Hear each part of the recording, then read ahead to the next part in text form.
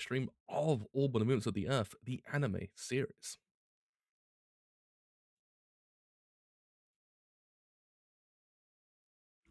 Sure, good to go. So, apologies in advance. My Japanese subtitles broke. I have no idea why. I'm still trying to figure that part out. It's just up and exploded for some reason.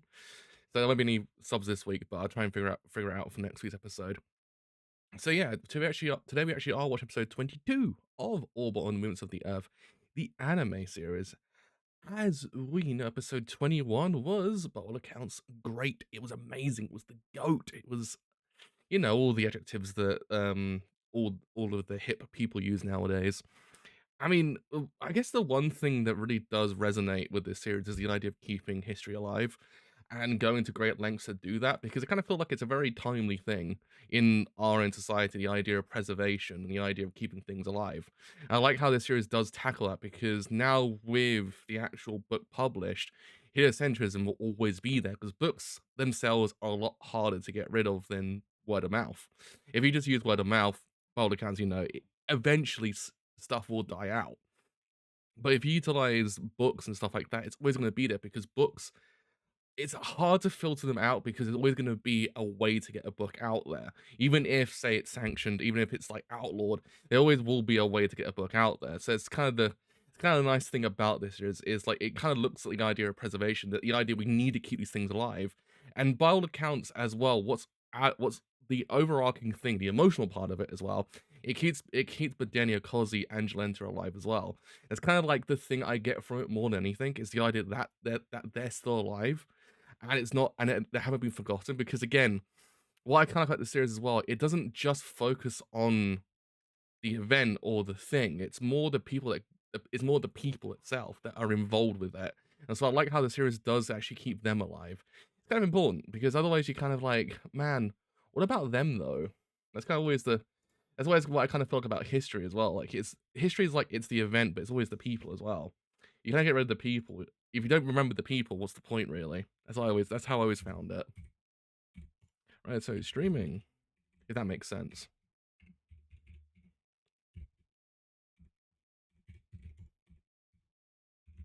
I actually can type today, Jesus. Come by and get comfy as we watch some more orb. Scary part about all of this now is the fact that we're actually almost at the end. It's like it's surreal to think that this is basically over in 2, 3 weeks. All right, I press the wrong one. Press the wrong one once again. I think we got like 2 to 3 weeks left, and it's over. And I'm like, bro, I don't know how I'm gonna deal with this being over again. I finished manga. I was like, oh no, what do I do now? And now when the anime finishes, like, what do I do now? Do I go into hibernation again until something cool comes out? I don't know. Anyway, let's actually start this thing in 3, 2, 1. Let's start this thing absolutely now. Sometimes it starts, sometimes it doesn't. It's the problem with these things. It's mostly just the timer.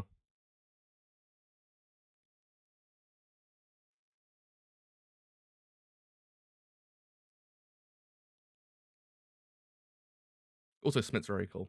I like Smith a lot. Schmidt, sorry. My Britishness came out just then.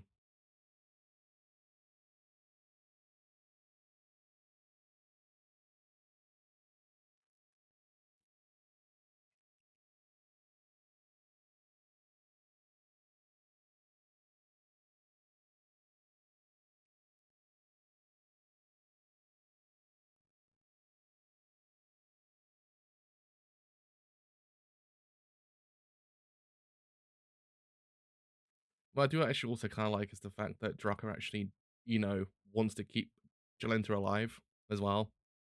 Like because, like she says last week, the idea that you're bringing her words into the future, but not bringing her, so to speak. She's forgotten about because it's one of those things that you kind of do think if heliocentrism survives, what survives, the heliocentrism or the people? So I like how Drucket wants to keep Jalenta alive as much as possible into the future.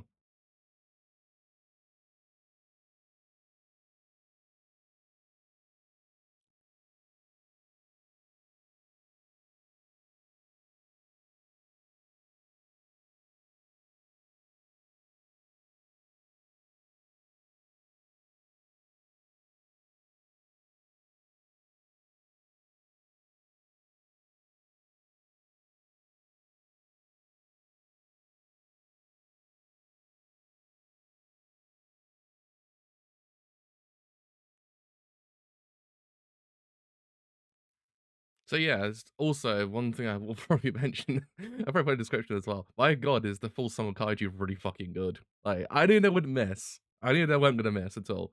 They're my favorite band ever. Like I was like, they couldn't miss at all. And no, he delivered. It was amazing. The song. I haven't been able to stop listening to it all week. I was like patiently waiting the entirety of like last year practically to listen to that song. Because like one of the first times ever, besides like Max and the Hormone, that we didn't get a full song immediately. That 10 times the song's already there, but this one I was like, where the fuck is Kaiju? And long behold, it was delivered last week. I was like, damn, bro, this is the good shit. It was so good. I was like, I had a really bad week, and I was like, hey, you know what? That actually improved it. It's actually what I needed. But yeah, like I was saying, what is key to this show, and I also, like I said beforehand as well with Gon Kamui, is that I like how these series look at preservation and the idea of keeping stuff alive because it's really important. I don't like things like this to kind of be forgotten about, and I kind of feel like in a roundabout way, the same thing applies to the anime itself. The anime itself is so ingrained into you that I kind of feel like you can't forget about it. It's just that goddamn good. So it's kind of meta in that way as well, like how he's created this manga and series that you just can't forget about, and what's actually in it as well is kept alive. And technically speaking, he's also inadvertently like keeping his interest alive by making the show about it as well. So in their own way, it's their own version of preservation. I guess you kind of sort of count for a lot of historical manga as well and series.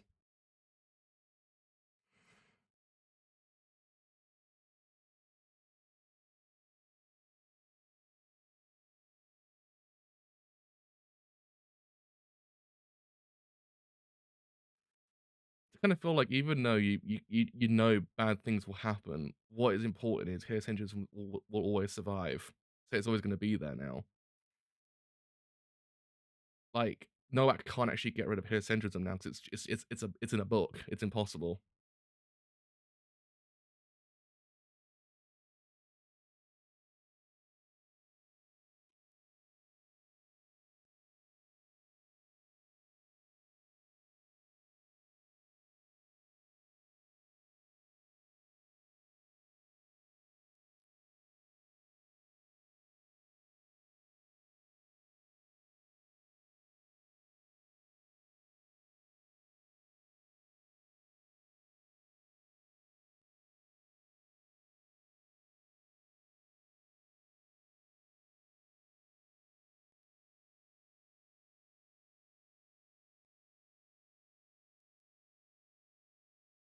I kind of feel like is it more of an uplifting feeling because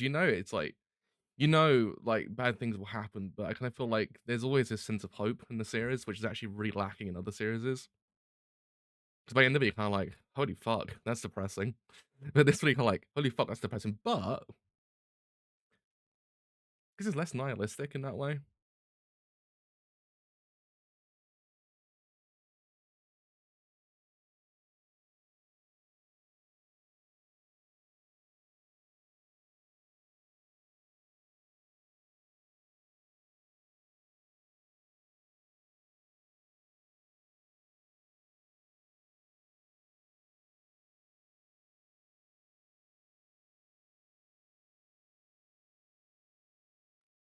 Does this feel kind of just feel like they're a little bit less organized now than they were last time? Like even the feeling that in the feeling of them fighting, it doesn't really feel like they could win. If that makes sense. I mean, yeah, people will die. Don't get me wrong, but it feels a lot more disjointed.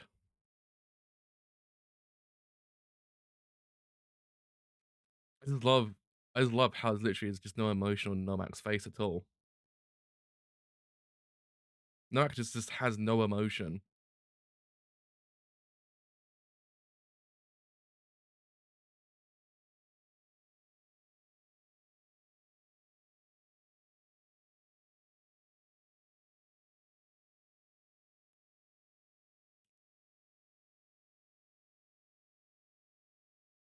Just he's just kind of there, like, oh, what do I do? Fuck, man, this is not what this is not what I planned.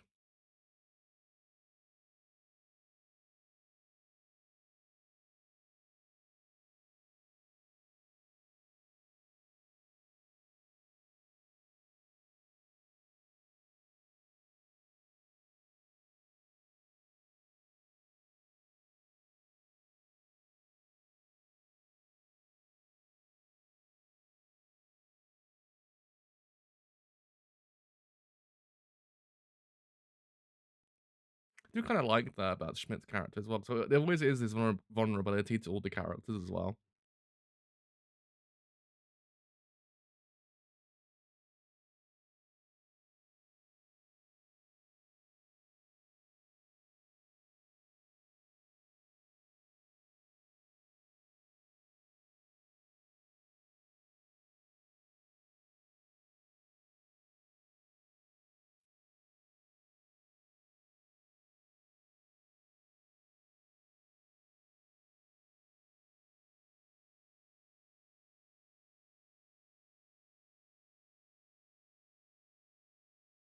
God damn.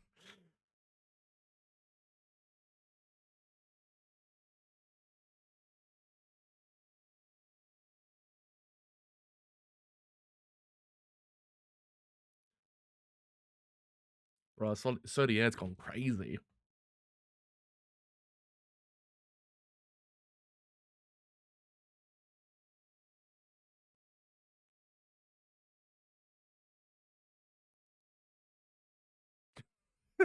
God damn.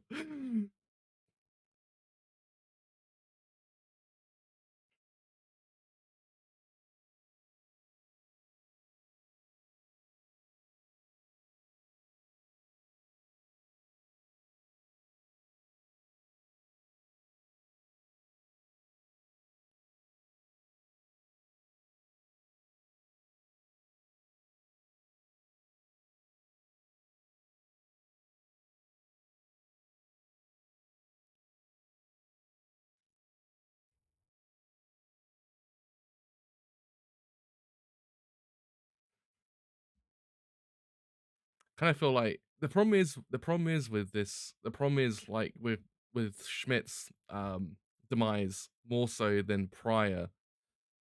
It does carry the same emotional weight, don't get me wrong, because Schmidt's kind of my favorite character besides Bedeni as well, and Akoze. But I kind of feel like it's a bit different here because technically speaking, his synchronism's alive and well. It's not dying, so to speak, or it can't be put out, so to speak. So it doesn't carry the same fear of the future, so to speak. It doesn't really carry I something catastrophic happens next 15 minutes. You kind of think to yourself, okay, well, actually, it's what I mean. It's the idea of hope as well. It's what I kind of feel like it's very important to show that it sort of lessens the emotional impact because you know that's there. You're losing a favorite character because he's dying or dead, but it kind of feels like it feels it feels different if that makes sense. You don't see it too often.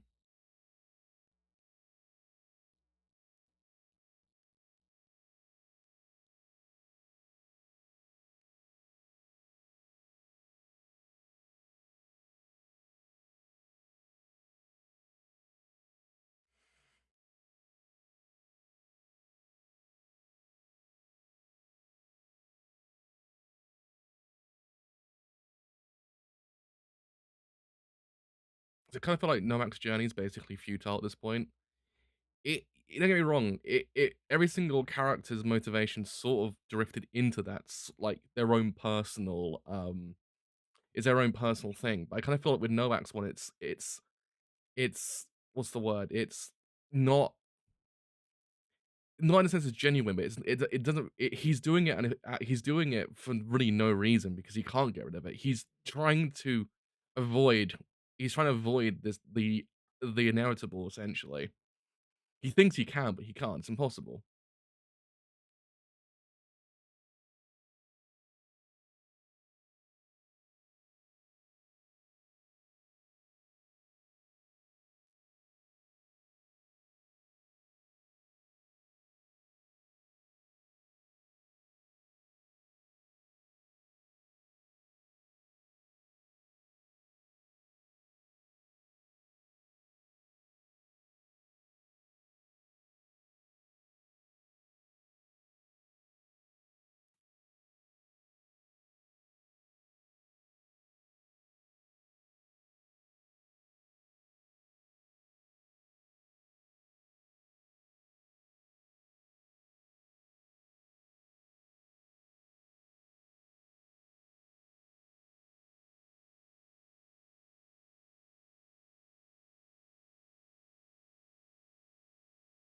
It's interesting that she actually goes back to Antoni as well.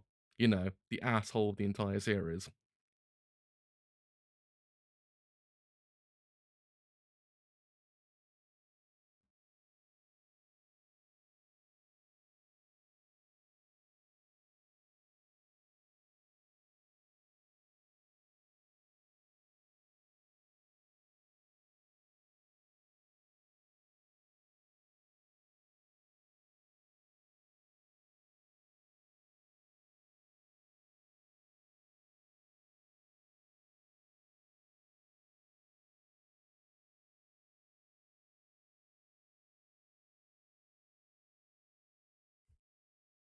Actually having the conversation.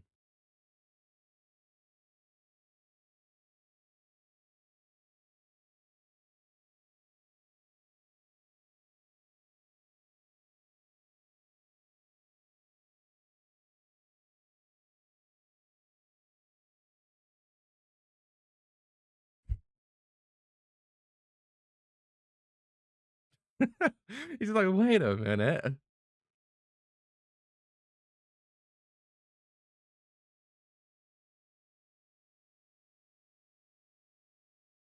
It is true, like, technically speaking, they're the only people that really have suppressed it. We haven't really ever spoke about it in the outside world of this world, so to speak. It's mostly just, you know, them kind of saying, actually, eocentrism, kind of bad. Imagine like 25 years ago, someone just went, guys, has anyone actually elsewhere said anything about eocentrism? Or is it just us?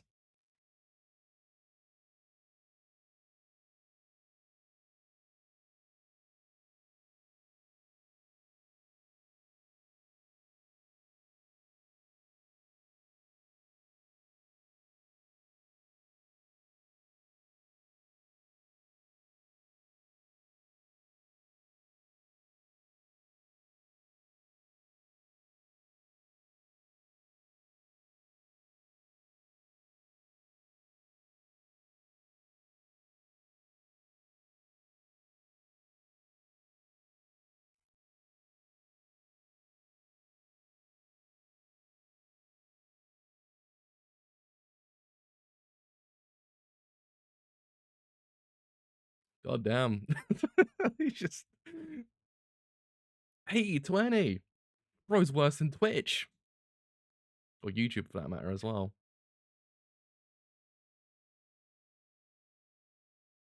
Damn, Drucker's living the Twitch partner life.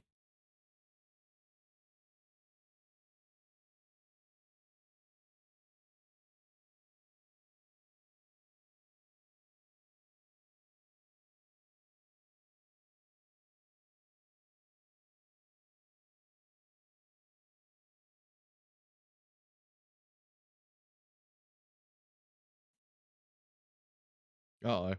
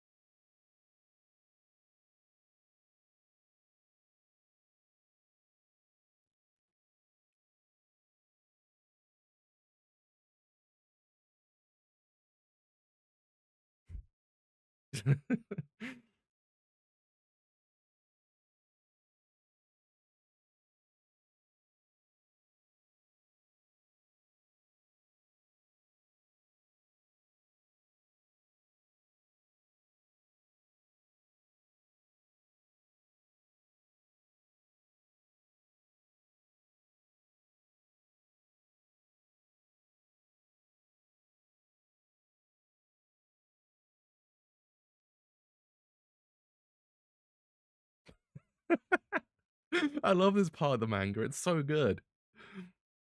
Bro, you get this whole entire world flipped upside down. Pardon the pun. I told you just like, so what?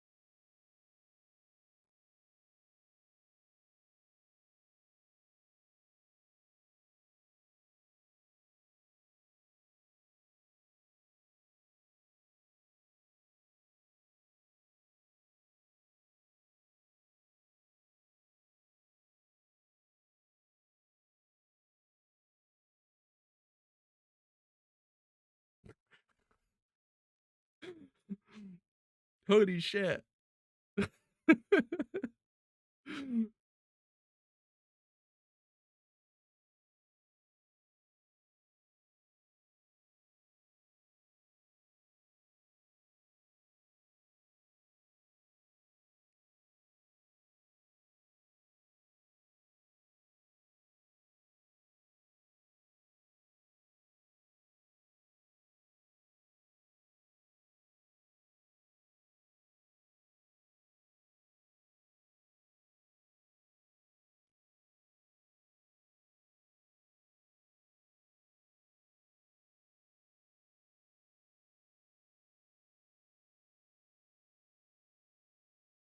Bro just like, bro just got absolutely fucking schooled.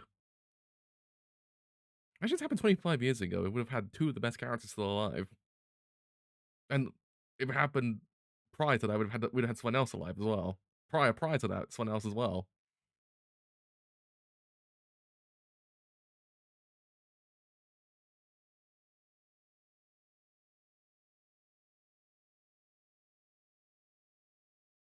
It's kind of incredible how Antoni just went from like the worst character to basically being kind of okay. It doesn't excuse what he's done, but it's one of those things that he kind of represents what the church should, in theory, be a bit more open, because it's one of those things. It doesn't really, diminish anything. It's just another theory, so to speak.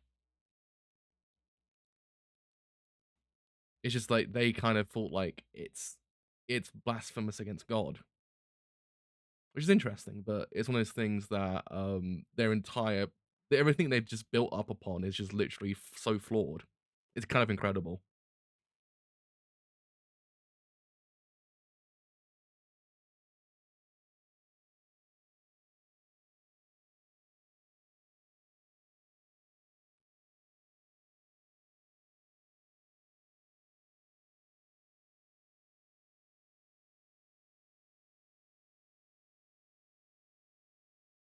There he is. Where's his 10%?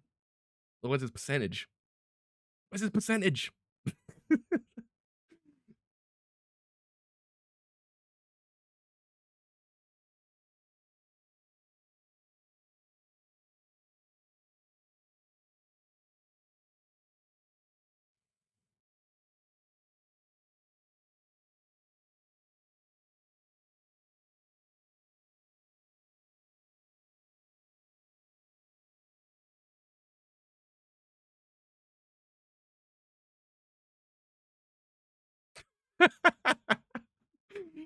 Holy shit. Dude got fucked over, honestly.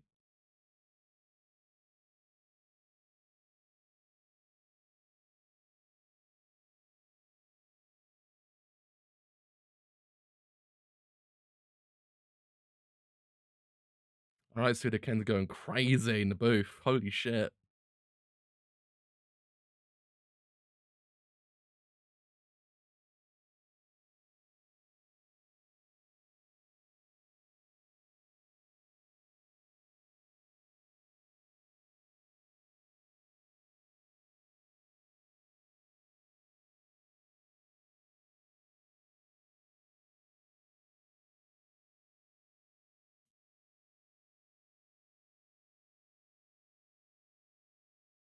It's kind of amazing. Like, we know that Antoni absolutely fucking despises Nowak.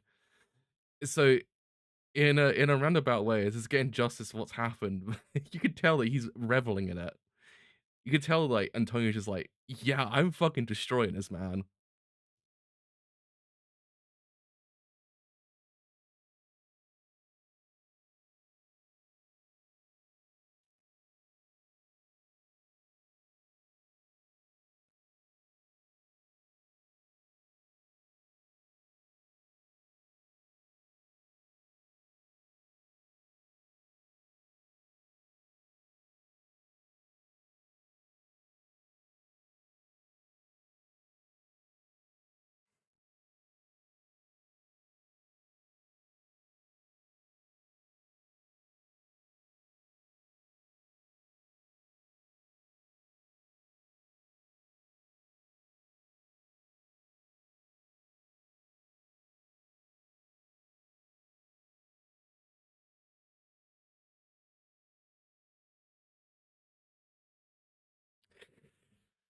See, I don't agree with Antoni when he says like the heretics that he executed will. I mean, I get what he means by it because technically speaking, the one that's going to be remembered is the one who is the person's name on the book, so to speak. So it does make sense that technically Okozi and Badeni are just people within the storyline to get there, but you won't look in the history book and see Okozi and Badeni. You'll probably see Jalenta, or it depends on how it's written, really. But I kind of feel like I kind of feel like it's not the case because those who are there are the reason why it's there, so to speak. And I kind of feel like the one person that won't be remembered is Nowak. He's not gonna be remembered because he's the only he's not nothing he's done is public, as we just realized. So everything is basically shrouded. That's one thing. And technically speaking, really, as he was saying, no outside of just him, no one was suppressing heliocentrism.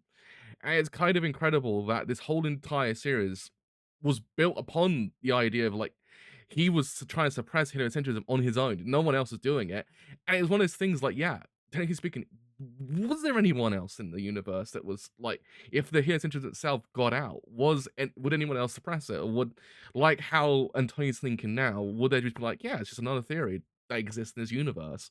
Rather than saying, okay, by the way, my Dudorinos, this shit's fucked, we gotta get rid of it, kind of thing.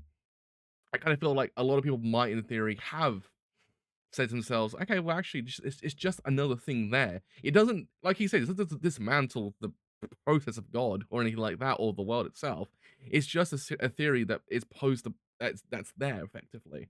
It doesn't really do anything else, and I kind of feel like that's where that's where the whole thing with Noak falls apart. I mean, I get why he don't get me wrong, I get why he did it because the series has always justified why he does it. It doesn't justify in the sense like, okay, what he's doing is good. It doesn't what I'm trying to say is it doesn't make it so that what he's doing is just like he woke up one day and went, you know what? Heliocentrism, I fucking hate that shit. I'm killing it. No, we understand why he does it is because of the reason that God gives you everything. Why would you go against that? Effectively, it's more that he's deluding himself in that way to justify why he's doing it, and then on top of the other thing with what happened to Jalenta as well, like it's a delusion upon delusion, effectively with his character. It like if you just kind of looked at it from a different angle, pun. I guess it's a pun in there for a mathematical pun. But look at it from a different angle, or spoke to someone else, maybe they might have just said, actually, well, technically speaking, we could have just had it there. But then again, that's the other thing. 25 years ago, would they have been a bit more open to this whole entire thing? Because I kind of felt like the church themselves and those who believe in the church really were dead set on the big G man upstairs rather than anything else. So I feel like, yeah, don't get me wrong, it might in theory have survived.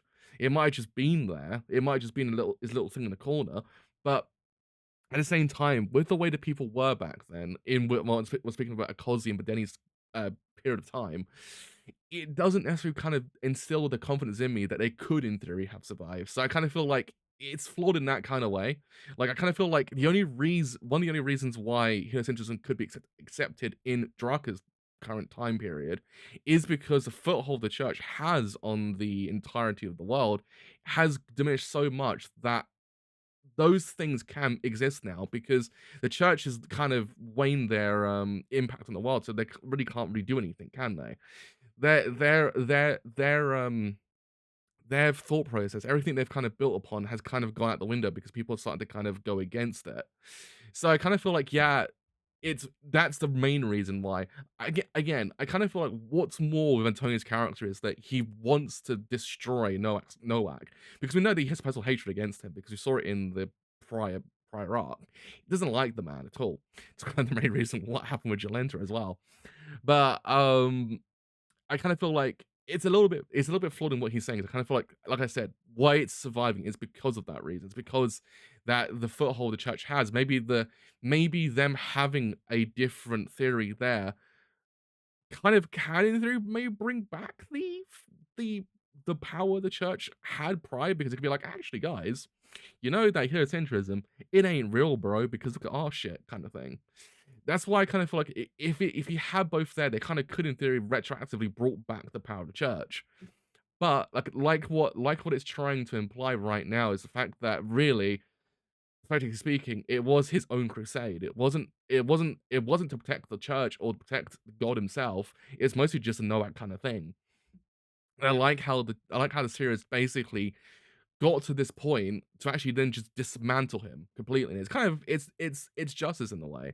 It's justice, and it's kind of nice to see that kind of transpire, especially from Antoni's character because he's a person of the church. Say if I don't know, I say if some other character like I don't know, yeah, there was like another character in this show that kind of came out of left field somewhere and went, actually, centrism, it could exist, bro. What the fuck are you talking about? It wouldn't have the same impact because it comes from a man of the church, the man of the G-man upstairs. It sort of brings back that kind of feeling that this actually means something. It means that they're actually starting to actually, think there is other theories out than just them because yeah, no one really else has sort of said to themselves, actually, has there really been anyone else that's gone against this? Or is it only just us? Or is it just you? That's kind of what I like about the series. It just it kind of it makes it so like the entirety of like everything that happened was just because of one guy. It wasn't anything else. Like it's just one guy thinking that he was actually helping, but in theory he was making everything kind of 10 times worse. And half the series could have been avoided had that not transpired, but here we are. So yeah, I mean, we lost Schmidt, but at the same time, what I did also like was the fact that we've kind of evolved from conviction to fate as well. Like the idea of actually the way that Schmidt ended his whole entire life, he said it was the fate that I chose rather than it's the conviction. And also the same thing applies with Nowak at the end. Like when he says that that's fate. No, he doesn't say it. Antoni does say it, but the idea of fate as well. I like how it's sort of drifted from the idea of conviction to fate. That's kind of an interesting concept as well. I like that part about it as well. So yeah, I mean, I'm got a vague idea what next episode will actually probably be. I don't know whether or not next episode will probably be the end of this arc, whether or not 24 will be and 25 will be the epilogue. I'm not too sure how they're adapting that part, so I'm excited to see it, but also very much scared the series is actually coming to an end now. But that's me done for today. I'm gonna lie down for a long ass while because this series is godly, pardon the pun. So yes, actually have enjoyed this whole entire stream as a whole on Twitch, and as always, do leave a follow on Twitch, it does help quite a bit. You actually then see the streams live. You actually have then enjoyed this whole entire stream as a whole on YouTube, and as always, do leave a like, leave a sub as well, both do help quite a lot. And as well, if you actually have enjoyed this whole entire stream as a whole on Twitch and YouTube, and as always, follow me on Twitter, helps quite a bit. Also, actually will then know when streams are live and any other streams I may do as well. So yeah, until next week with episode 23, God help me, it is actually coming to an end of Orb Ornaments of the Earth. I'll see you guys then. Bye for now.